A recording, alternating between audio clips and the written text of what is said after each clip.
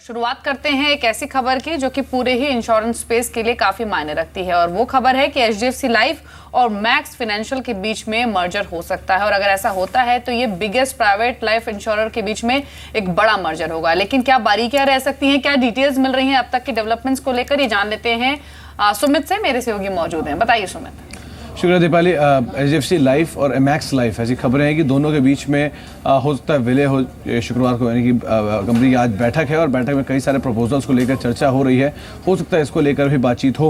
अगर ऐसा होता है तो इंश्योरेंस स्पेस में, प्राइवेट स्पेस में एटलीस्ट सबसे बड़ी कंपनी बन के उभरेगी एचडीएफसी लाइफ, क्योंकि जो लास्ट इनका पीआर है वो आईसीआईसीआई प्रूडेंशियल है, करीब 35,000 करोड़ रुपए के आसपास उसका कुल कारोबार है। और इस मर्जर के बाद करीब 50,000 करोड़ रुपए के आसपास कारोबार एचडीएफसी लाइफ का होगा। मैक्स फाइनेंशियल जो कि ऑलरेडी एक अच्छे मार्जिन होल्ड करता है इस कारोबार के अंदर, अगर उसका अधिग्रहण होता है या फिर उसके बाद कोई भी करार होता है तो एचडीएफसी के मार्जिन भी इंप्रूव होते हुए दिखाई पड़ सकते हैं। दोनों ही कंपनियों के अगर कुछ कंपैरिजन देखा जाए तो एचडीएफसी लाइफ का जो मुनाफा करीब 818 करोड़ रुपए के आसपास का, वहीं मैक्स लाइफ का मुनाफा रफली 440 करोड़ रुपए के आसपास, यानी कि दोगुना मुनाफा एचडीएफसी लाइफ इस सेक्टर में होल्ड करता है। असेट अंडर मैनेजमेंट यानी एयूएम की अगर बात करें तो करीब 74,247 करोड़ रुपए एयूएम है एचडीएफसी लाइफ का, वहीं 35,000 करोड़ रुपए के आसपास के एयूएम मैक्स लाइफ के हैं। साथ ही साथ नेटवर्थ वाइज भी करीब 3150 करोड़ रुपए की नेटवर्थ एचडीएफसी लाइफ की है, वहीं मैक्स लाइफ की नेटवर्थ करीब 2024 करोड़ रुपए के आसपास की है। तो नेटवर्थ के हिसाब से अगर देखें तो बहुत ज्यादा यहाँ पे चेंज नहीं है एचडीएफसी लाइफ में, लेकिन अगर प्रॉफिट के हिसाब से देखें तो दुगने का अंतर है। तो ये साफ इंडिकेट करता है कंपनी की जो मार्जिन है वो काफी स्ट्रॉन्ग है। तो अगर कोई भी अधिग्रहण या फिर कोई भी अगर विलय होता है तो एचडीएफसी लाइफ के लिए एक अच्छी खबर रहेगी, और साथ साथ सिनर्जी क्योंकि मैक्स लाइफ को भी मिलेगी तो उसका भी इम्पैक्ट आता हुआ दिखाई पड़ेगा। ये अगर आप देखें अपने आप में एक बड़ी डील, और देखिए दो लिस्टेड एंटिटीज इसके साथ जुड़ी हुई हैं, लेकिन आप ये देखिए कि कितनी बड़ी सिनर्जी क्रिएट होगी बीते 10 साल में। निजी अगर आप देखें बीमा कंपनी में ऐसी डील नहीं हुई। एक आंकड़े के मुताबिक लगभग 25 ट्रिलियन का ये बाजार है, 25 लाख करोड़ का, जिसमें से अप्रॉक्सीमेटली 17 लाख करोड़ रुपए आज भी एलआईसी होल्ड करता है।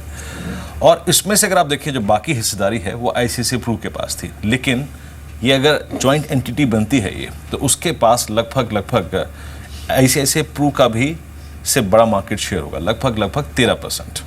उसके बाद हो गया आपका एसबीआई, ये आईसीआईसीआई प्रू हो गया, और उसके बाद अगर आप देखें आपका एसबीआई लाइफ। तो सिनर्जीज काफ़ी डेवलप होंगी। और आई थिंक देखिए आज की तारीख में प्रोडक्ट इनोवेशन, प्राइसिंग, प्रीमियम और साथ ही साथ रेगुलेटर से फाइट करना, रेगुलेटर से अगर आप देखें कहीं ना आगे उसका एक खड़ा रहना, ये सबसे बड़ी चुनौतियाँ हैं इस क्षेत्र की। आपने सुना इनफैक्ट अभी सुमित को, सुनील एग्जैक्टली देखिए कितनी बड़ी सिनर्जीज डेवलप होंगी इस क्षेत्र में, और आई थिंक प्रोडक्ट इनोवेशन और अच्छा होगा। आपकी राय क्या है? मैंने एचडीएफसी और मैक्स इनफैक्ट के विलय को आप कैसे देखते हैं, और इसके बाद जितनी भी वो कंपनियां जिनके पास बीमा कारोबार है उनमें कितनी interest as a investor develop होगा?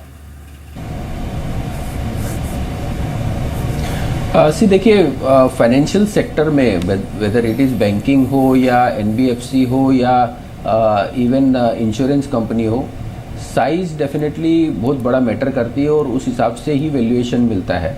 अगर आप देखेंगे तो बैंकिंग में भी अगर जो लार्जर कंपनी है या लार्जर बुक साइज़ है उनका मल्टीपल अलग है, और जो छोटी कंपनियां हैं उनका मल्टीपल अलग है। तो सिमिलरली इंश्योरेंस कंपनी में भी अगर साइज़ अगर आप देखेंगे तो अगर वो सेकंड लार्जेस्ट और प्राइवेट की फर्स्ट हो जाएगी तो डेफिनेटली उसको वैल्यूएशंस जो आज की डेट में मैक्स लाइफ को मिल रहा है उससे बेटर मिलना चाहिए।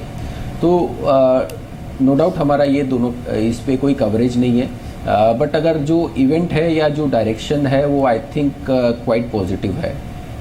जी बिल्कुल, और नजर रहेगी आज एचडीएफसी लिमिटेड और मैक्स फाइनेंशियल दोनों ही स्टॉक्स पर। हालांकि आज बोर्ड बैठक है एचडीएफसी लाइफ की जिसमें इस प्रपोजल को लेकर बातचीत हो सकती है, और ऐसा माना जा रहा है कि अगले कुछ दिनों में इस विलय को लेकर अनाउंसमेंट आ सकता है। हालांकि दोनों ही कंपनियों का जो होल्डिंग पैटर्न स्ट्रक्चर है वो काफी डिफरेंट है। फाइनल होल्डिंग स्ट्रक्चर क्या होगा ये डिपेंड करेगा जब डिसीजन लिया जाएगा इस प्रपोजल को लेकर, लेकिन आज पॉजिटिव ट्रैक्शन शायद इन दोनों ही शेयरों में रहे। किरण, मैक्स फाइनेंशियल में कोई लॉन्ग ट्रेड लेना चाहेंगे आज के सेशन में इस खबर को ध्यान में रखते हुए? दीपाली जी, एक इम्पोर्टेंट चार्ट पैटर्न है इसमें। करीबन स्टॉक ने 25 जनवरी को एक बहुत बड़े गैप के साथ खुला था और 27 तारीख को एक गैप हुआ था। वो गैप जो स्टार्ट ऑफ द गैप है वो करीबन 445 है, और आज के सत्र में जो पिछले 10 दिनों में जो मूव आया है वो उसी लेवल्स को रेजिस्टेंस मान के चल रहा है। आज अगर 445, 455, 460 के ऊपर कंसिस्टेंटली रहता है तो बहुत बड़ा अपमूव आपको देखने को मिलेगा, और आते दिनों में मैं इजीली आपको ये स्टॉक 560, 580 लेवल्स में देखने नेक्स्ट रेजिस्टेंस है जो कि टेस्ट करता नजर आएगा।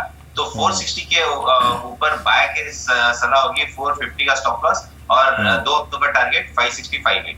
जी हाँ, एक और अगर आप देखें बड़ी खबर दीपाली, और देखिए सबके खुश होने की खबर है, जब 7वें वित्त आयोग के हिसाब से जो नई सैलरीज होंगी वो मिलेंगी जुलाई में, और उसके बाद जो एरियर है वो दशहरे से पहले मिल जाएगा आपको। करीब करीब 48 लाख केंद्र सरकार के कर्मचारी और 52 लाख पेंशनधारक जो होते हैं, कितना फायदा और पहुंचेगा। टाइमिंग देखिए आप, एरर मिलने की आमतौर पर दशहरा दिवाली पर ही शॉपिंग ज्यादा होती है। और देखिए एक और अच्छी चीज़ है, हमने बाजार में ना ये जो कंज्यूमर डिमांड वाले, जहां पर अगर आप देखें उपभोक्ताओं का कहीं ना कहीं तांता लगा हुआ है, उसको बड़ी रिस्पेक्ट दी है। हालांकि इस लिहाज से आप देखिए किसको इसको जोड़ के देख सकते हैं, आप मारुति को देख के जोड़ सकते हैं, उसके बाद आप देखिए आप टू व्हीलर स्पेस में बजाज ऑटो हो गया, हीरो मोटर कॉर्प हो गया, उसके बाद अशोक, ये क्या आपका ये टीवीएस मोटर्स अगर आप देखें इस पे दाव लगेगा। और बाकी अगर आप देखें जितने भी कंज्यूमर ड्यूरेबल्स सबको देखिए, आई मीन सबके लिए बड़ी अच्छी खबर है ये। सुनील आप कैसे देखते हैं? आई थिंक डेफिनेटली ये FY17 के लिए और इनफैक्ट Q1 के लिए, Q2 के लिए आपका मॉनसून अच्छा हो गया, और Q3 में जाके आपका इसका इम्पैक्ट, यानी आपके 3 क्वार्टर्स को वाइब्रेंट बना रहा है ये पूरा का पूरा। अगर आप देखें आई थिंक जो डेवलपमेंट्स हो रहे हैं, तो इस स्पेस में या फिर जो चुनिंदा स्टॉक्स मैंने अभी बोले उन पर आपकी राय क्या है, और इनमें से आपकी टॉप पिक क्या रहेगी अब? देखिए ओवरऑल अगर आप देखेंगे तो डेफिनेटली डायरेक्शनली ये पॉजिटिव है, और बहुत सारे सेक्टर्स को इसमें जो भी कंज्यूमर से रिलेटेड है फ़ायदा होगा। मे बी आपने जिस तरीके से कहा कि 2 व्हीलर्स और 4 व्हीलर्स को, तो अपार्ट फ्रॉम दैट जो जनरल कंज्यूमर FMCG सेक्टर्स है जिसमें लार्ज प्लेयर्स आते हैं उनको भी फ़ायदा होगा। अपार्ट फ्रॉम दैट टेक्सटाइल एक सेक्टर्स काफ़ी दबा हुआ है, तो हो सकता है कि वहाँ पर भी डिमांड अच्छी रिवाइवल हो और उन्हें भी फ़ायदा हो। तो ओवरऑल बहुत सारे सेक्टर्स हैं जो इस चीज़ से कंज्यूमर डिमांड, एक अर्बन कंज्यूमर डिमांड एक थोड़ी दबी हुई है, वो रिवाइव हो सकती है और उनका बड़ा फ़ायदा हो सकता है। तो स्टॉक स्पेसिफिक आई थिंक जैसे सेरामिक की कंपनियां हैं उनमें भी फ़ायदा हो सकता है, हाउसिंग सेक्टर्स की कंपनी है उनमें भी फ़ायदा हो सकता है।